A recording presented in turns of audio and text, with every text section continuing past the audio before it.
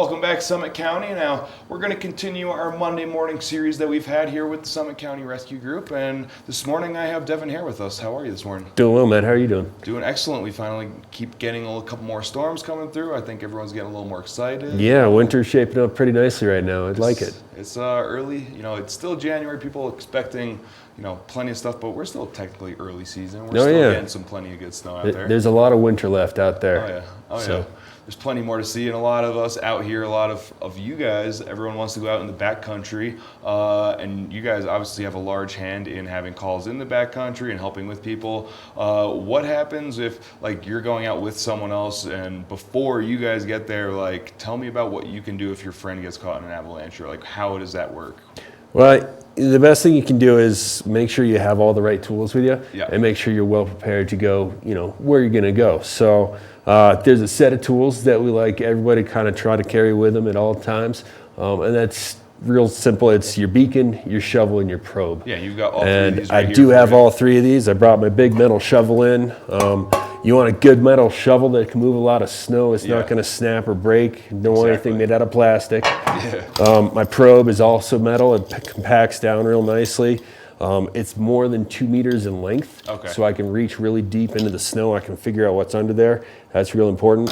And then my beacon is whichever one I'm most comfortable with, whichever one I feel like I'm fastest with. Yes. And it's always attached in its harness underneath my jackets, under layers. If it's not in the harness, if I don't like wearing it here, it's in a zippered pocket that's not going to get torn off my pants or my jacket or anything. The beacon has to be on your body, because if it's somewhere else, like in your backpack or even worse, in your truck, then it's not going to do a whole lot of good to find you anyway. Yeah, So I mean, if you have the tool, then it's not really going to do you much service if you're not using it correctly. It's very true, yeah. So obviously, a lot of opportunities out here for classes, for AV1 classes, for all kinds of stuff. But the tools are great.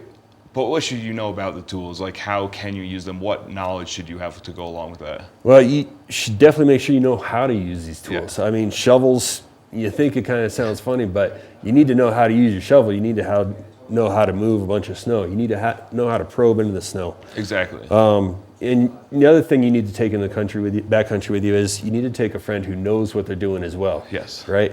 My shovel has never rescued me. It's always rescued somebody else. Somebody else, yeah. Right? So you need to take somebody else in the backcountry with you that has the same set of tools and knows how to use them as well. Exactly. I mean, if you know something and you're going to save them, great. But if something unfortunate happens to you, you have to have that kind of trust and awareness that they know what they're doing too. Yeah, and usually backcountry experiences are kind of fun and good to share with good friends. So, yeah. And it's good if you both know what you're doing, rather than you being kind of the teacher along the way and you're always having to look out for two people rather than kind of just keep yourself straight. And the other thing is that companion rescue is always going to be faster than any sort of organized rescue. Absolutely. Right? It takes time for people in accidents to contact us. It takes time for us to get to the scene. Yeah. And so your best chances of getting out of a bad situation are going to be with whoever you're spending time in the backcountry with. Absolutely. Now, it's a wonderful thing, and hopefully you can get out there quick, but say you do have to make a call, what's the difference there? Say we do have to call you, what additional tools or what kind of resources and stuff, how are you going to make that even better?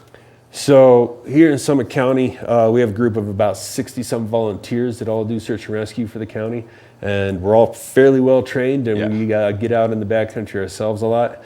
But when you call 911 and you have an emergency, that call goes to the search and rescue coordinator, and that mission coordinator starts organizing things, making phone calls. He'll start calling for things like see if Flight for Life is available. Yes. Really cool program we have going around the county and our surrounding counties, as well as the Rapid Avalanche Deployment Program. Okay. And so the Flight for Life helicopter will stop at a ski area. They'll pick up a trained avalanche tech. They'll pick up an avalanche dog and the dog's handler. Wow. And they'll fly them right to the scene so they can try to get some trained personnel on site really quickly. Wow, that's amazing. The Flight for Life helicopter also has a helicopter-mounted beacon. Oh, wow. So they can dangle their antenna outside of the helicopter. It's got a stronger battery behind it, so it picks up signals better, and it can pick up my beacon. Interesting. We also can bring a couple devices called Reco devices out. Yeah. And there's helicopter mounted ones. We don't have one in the county here, but all the ski patrols in our search and rescue group also have these RECO detectors.